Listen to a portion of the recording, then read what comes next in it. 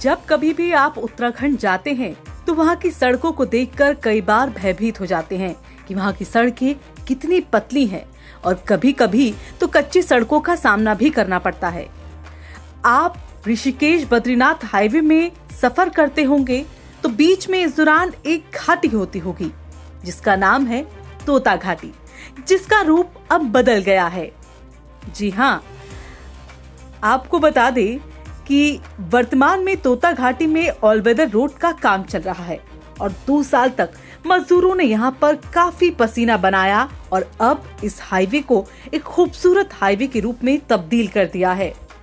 ये मजदूरों की कड़ी मेहनत ही है जिसके बाद ये तस्वीर हम सबके सामने आई है और फिलहाल हाईवे खुल पाया है।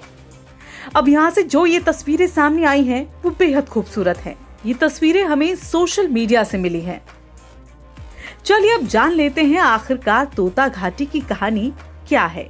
तोता घाटी में जिस शख्स ने पहली बार साहस दिखाया इस सड़क को बनाने का, उनका नाम तोता सिंह रांगड़, जो कि एक ठेकेदार थे।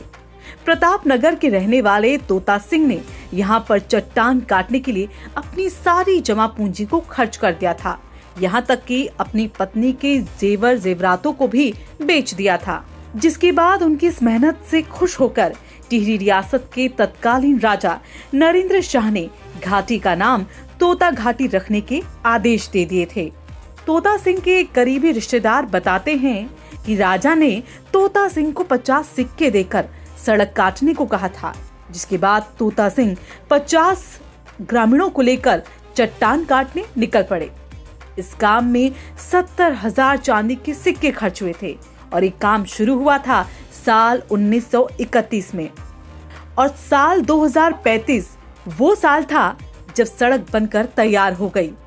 तो तोता सिंह ने राजा से कहा कि उन्हें इस काम में बहुत नुकसान हुआ है, जिसके बाद राजा नरेंद्र शाह ने तोता सिंह को न सिर्फ जमीन दान दी बल्कि घाटी का नामकरण भी उनके नाम पर ही कर दिया। राजा ने तोता सिंह को लाट साहब की उपाधि भी इस दौरान ही दी थी। Bureau report, रायशुमारी।